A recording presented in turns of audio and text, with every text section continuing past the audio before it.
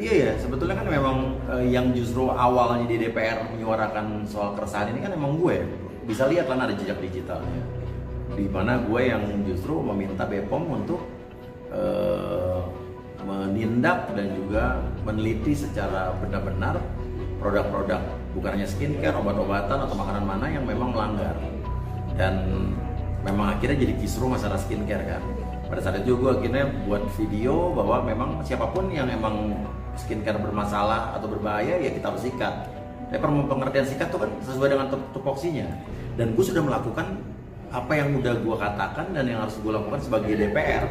Tugas gue sebagai DPR adalah gue di Komisi 9. Di bawahnya ada Kementerian Kesehatan, ada Ketenagakerjaan, ada BPJS, ada Kementerian Perlindungan Pekerja Migran, BKKBN, ada Badan Gizi dan juga salah satunya BPOM.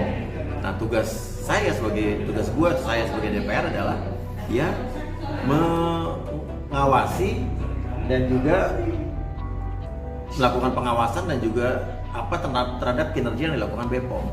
Dan dari sebelum BPOM merilis daftar kemarin apa skincare atau kosmetik ya skincare yang katanya melanggar, entah katanya tidak ber-BPOM atau juga isinya tidak sesuai dengan izinnya. Ya, itu sebelum BPOM merilis itu kan gue yang memerintahkan dan gue yang meminta BPOM untuk melakukan itu. Ada kok videonya. Ini kalau netizen kan sekarang digoreng-goreng aja, oh ya nggak ngapa-ngapain. Padahal justru sebelum BPOM merilis itu saya yang menyuruh BPOM untuk melakukan itu, untuk menindak produk-produk atau pengusaha-pengusaha skincare yang memang tidak sesuai dengan izin, tidak sesuai dengan isinya, apalagi yang berbahaya. Saya minta BPOM tidak abu-abu, harus tegas. Dan habis itu juga harus jelas hukumannya apa. Nah, lihat deh, videonya kalian cari, ada kok videonya gue ngomong begitu. Nah, baru setelah itu kan BPOM melakukan tindakan sesuai dengan apa yang gue minta dan gue perintahkan di gedung DPR. Dan BPOM merilisnya. Terus kalau misalnya ditanya lagi, Uya kapan sikatnya? Ya sekarang pengertian sikat kan, kalian juga kalau orang-orang yang pinter ya, disuruh nangkep. Emang gue polisi suruh nangkep? Yang gue lakukan kan udah bentuk seriusan gue adalah gue memerintahkan BPOM untuk menindak dan mengungkap, menginvestigasi, menyelidiki produk-produk yang memang tadi ya tak berbahaya, bermasalah dan sebagainya, dan BPOM sudah lakukan. Dan sebelum BPOM merilis itu gue yang minta. Nah itu udah kerjaan gue. Tapi kalau masalahnya tindakannya, nangkapnya, jadi orang jangan bodoh-bodoh amat. Uya nangkep lah, kalau gue nangkep emang gue polisi ya, gue bisa ditangkap polisi lagi, dituntut balik masa gue nangkep orang. Orang pakai otak sedikit apa ya kan? Intinya gue udah lakukan itu, tapi orang nggak, ya namanya giringan netizen, gue nggak tahu gorengan netizen maksudnya apa kan? Tapi kan kalau emang mereka pinter kan justru mereka lihat, ya gue yang gue lakukan udah keras. Gue meminta BPOM, memerintahkan BPOM untuk melakukan tindakan yang tegas dan BPOM akhirnya merilis. Selanjutnya, kalau memang ada produk-produk yang memang kata BPOM dirilis menurut BPOM ini tidak sesuai dengan kandungannya atau segala macam, kan ada kemarin dibilang di Instagram gue ada komen-komen baru gue bacain. Ada Selasokia katanya produk Reja Gladys, bahkan terakhir produk Doktif juga ada 4 produk ya. Ya gue mah nggak peduli mau Reja Gladys, mau Selasokia, mau Doktif, kalau memang produknya BPOM udah merilis memang ada bahan-bahan yang nggak tahu menurut BPOM apa, ya BPOM yang harus menindak, bukan Uya lagi. Uya udah tugasnya meminta dan menyuruh memerintahkan BPOM untuk melakukan itu. Selanjutnya bukan DPR lagi, masih DPR nangkapin orang kan, orang pinter sedikit apa? Ya pinter dikit dong. Tugas nangkep itu bukan gue. Kalau gue udah mengawal sampai BPOM mengeluarkan rilis itu. Selanjutnya BPOM yang harus melakukan tindakan apa? Entah menutup pabriknya, apa ya sesuai dengan memang pelanggaran dilakukan. BPOM juga harus bisa membuktikan apa yang dia rilis, ya tindakannya harus ada. Jangan cuma BPOM cuma mengambil momen saja merilis, tapi dia tidak melakukan tindakan apa-apa. Nanti juga BPOM akan gue akan juga mempertanyakan dari hasil rilis itu apa yang dilakukan BPOM. Jangan sampai BPOM hanya cuma mengambil momen, melakukan rilis, menyenangkan masyarakat, habis itu nggak ngapa-ngapain. Ya selanjutnya nangkapnya ya urusan BPOM. Bukan BPOM juga, kalau nangkapnya polisi. BPOM harus meneruskan itu ke polisi. Itu tupoksinya BPOM, tupoksinya polisi. Nah gue sebagai DPR, tupoksinya yang meminta BPOM melakukan itu. Nah itu gue ngomong begini nggak apa-apa, gue jawab pertanyaannya karena biar orang-orang juga pintar gitu ya. Jadi jangan kelihatan juga nggak pakai ini gitu kan. Udah bentuk sikatnya itu, sikat.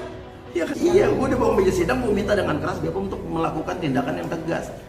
Selidiki, rilis, BPOM dilakukan itu. Selanjutnya gue minta Uya kapan tangkap, lu nggak sekolah apa yang nangkapnya bukan gua lah, ya kan?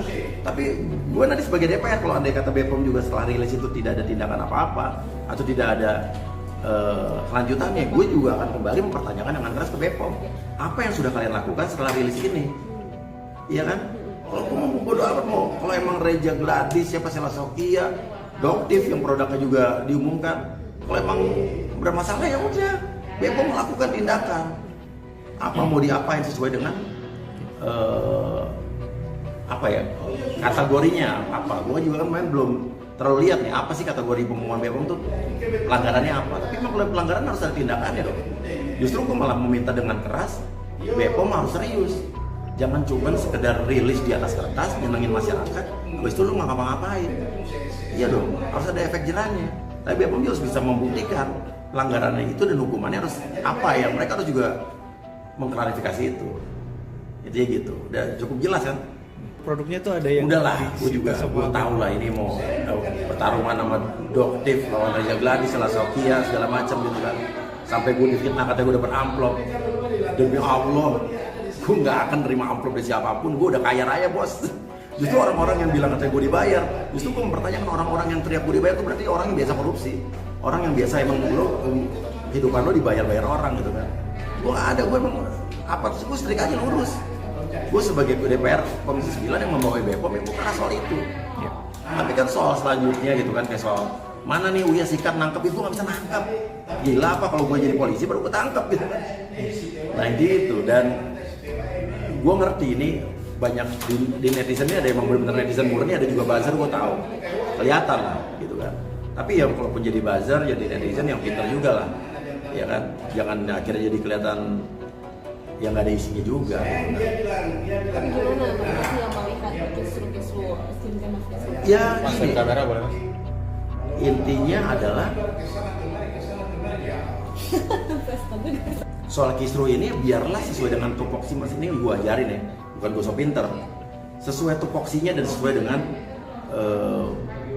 memang apa yang harus dilakukan. Gue sebagai DPR dari tadi udah gue lakukan, gue perintahkan BPOM, minta BPOM untuk melakukan tindakan dan penyelidikan. Selanjutnya hasil BPOM itu masa minta Uya nangkep sama polisi, kemon lah gitu. Udah gue lakukan. Nanti selanjutnya kalau BPOM tidak melakukan tindakan hukuman apa, gue akan tanya lagi sama BPOM, itu tugas gue. Nah permasalahannya masalah kisru ini ya udah, kalau untuk masalah izin, masalah kandungan-kandungan di dalamnya ya itu biar BPOM yang harus menyelesaikan sampai kelar, sampai tuntas. Ya harus jelas pelanggarannya apa, benar melanggar apa enggak, apa dan apa tindak lanjutnya, hukumannya apa. Jangan cuma di atas kertas ngerilis doang nggak ngapa-ngapain. Gue nggak mau juga ada cuman menyenangkan masyarakat di atas kertas asal bapak senang tapi nggak ngapa-ngapain. Harus jelas apa. Ya tugas gue sebagai DPR juga gue nanti akan memperjelas lagi, kalau nggak ada gue akan tanyakan lagi. Gitu. Nanti kalau memang ada bahan berbahaya, BPOM silakan teruskan itu ke kepolisian, biar polisi yang melakukan penyelidikan dan polisi yang melakukan lidik dan lain sebagainya. Kalau memang bersalah itu baru bisa ditangkap. Dan kalau memang ada juga masyarakat yang merasa memang mukanya rusak gara-gara produk-produk yang memang dimaksud, masyarakat itu bisa melaporkan macam-macam, bisa undang-undang perlindungan konsumen, lapor ke polisi. Kalau nggak lapor polisi ya nggak akan ada tindakan. Terus masa Uya kenapa lapor polisi lah? Bukan korban. Kalau gue udah nanya ke BPOM udah. Dan kalau udah sampai di polisi dan kasusnya jalan, gue akan kawal sampai kasus itu selesai. Ya itu tupoksinya. Mudah-mudahan ngerti aparat itu tupoksi. Jangan-jangan nggak ngerti juga maksud tupoksi. Nah, terus kalau masalah selanjutnya kisruhnya ya selesaikan aja dengan sesuai dengan porsi masing-masing. Ini kan yang diselesaikan BPOM, diselesaikan DPR, diselesaikan polisi, pengadilan. Itu masing-masing udah ada koridor masing-masing. Publik kembali diguncang. Uya Kuya akhirnya angkat suara menyoroti panasnya perseteruan Nikita Mirzani dan Reza Gladys yang kini menyeret isu mafia skincare. Ungkapan Uya Kuya ini langsung bikin netizen heboh, karena bukan hanya sekadar komentar biasa, tetapi seolah membuka tabir gelap di balik industri kecantikan tanah air. Apa sebenarnya yang dimaksud Uya Kuya? Dan bagaimana keterkaitannya dengan konflik Nikita dan Reza? Uya Kuya, yang dikenal sebagai sosok blak-blakan di dunia hiburan, mendadak jadi sorotan setelah ikut menyinggung konflik panas antara Nikita Mirzani dan Reza Gladys. Dalam keterangannya, Uya menyoroti adanya dugaan keterkaitan konflik ini dengan mafia skincare yang selama ini disebut-sebut menguasai pasar produk kecantikan di Indonesia. Menurut Uya, kasus ini bukan hanya sekadar perseteruan pribadi antara Nikita dan Reza, tetapi ada kepentingan besar yang bermain di balik layar.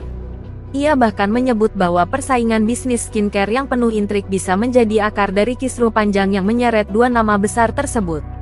Ucapan Uya Kuya itu pun langsung memicu tanda tanya besar. Apakah benar ada jaringan kuat yang selama ini mendominasi bisnis skincare, hingga berani bermain di ranah hukum dan media? Sementara itu, Nikita Mirzani sendiri sebelumnya memang sering menyuarakan soal praktik curang di industri kecantikan. Begitu juga dengan Reza Gladys, yang kini terseret dalam pusaran kasus hingga melibatkan Sunan Kalijaga dan pihak kepolisian. Dengan adanya sorotan dari Uya Kuya, publik pun makin yakin bahwa konflik ini bukan persoalan sepele, melainkan membuka pintu menuju dugaan skandal besar yang melibatkan banyak pihak berpengaruh. Komentar publik langsung membanjiri media sosial setelah Uya Kuya ikut buka suara. Banyak yang terkejut sekaligus penasaran dengan pernyataan blak-blakan tersebut.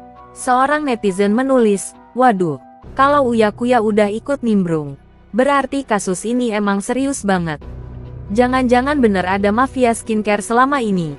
Netizen lain berkomentar, "Industri skincare memang lagi hype, tapi kalau benar ada mafia yang main di baliknya, serem juga ya. Pantesan konflik Nikita sama Reza nggak kelar-kelar." Ada juga yang menilai pernyataan Uya justru membuka mata publik. Salut sama Uya Kuya, berani ngomong terus terang. Ini bisa jadi awal terbongkarnya praktik gelap skincare di Indonesia. Namun tak sedikit pula yang skeptis, jangan-jangan ini cuma dibesar-besarkan biar makin viral aja. Mana buktinya soal mafia skincare?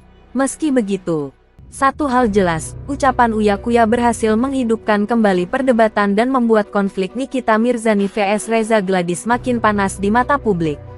Sorotan Uya Kuya terhadap perseteruan Nikita Mirzani dan Reza Gladys jelas menambah babak baru dalam drama yang sudah panas sejak awal. Dengan menyebut adanya dugaan mafia skincare, Uya seolah membuka pintu menuju isu yang jauh lebih besar daripada sekadar konflik pribadi. Kini, publik tidak hanya melihat perselisihan dua figur publik, tetapi juga mulai mempertanyakan praktik bisnis di balik industri kecantikan yang kian menjamur. Apakah benar ada kekuatan tersembunyi yang selama ini bermain? Atau semua ini hanya bumbu drama untuk memperkeruh suasana? Yang pasti, perhatian masyarakat makin tertuju, dan kasus ini seolah belum menunjukkan tanda-tanda akan mereda. Drama antara Nikita Mirzani dan Reza Gladys kini semakin melebar, apalagi setelah Uya Kuya ikut menyoroti dan menyeret isu mafia skincare yang bikin publik geger. Apakah benar ada kekuatan besar di balik industri kecantikan yang selama ini tersembunyi? Atau justru ini hanya permainan opini semata? Yang jelas, konflik ini belum menemukan ujungnya. Bahkan, bisa jadi kita baru melihat permulaan dari kisah panjang yang lebih panas lagi. Kalau kalian penasaran dengan kelanjutan drama ini, jangan lupa tinggalkan komentar pendapat kalian di bawah. Apakah kalian percaya ada mafia skincare? Atau menurut kalian ini cuma isu yang digoreng? Klik tombol like, share biar makin banyak yang tahu. Dan tentunya subscribe channel ini supaya kalian gak ketinggalan update gosip paling panas dan terbaru setiap harinya.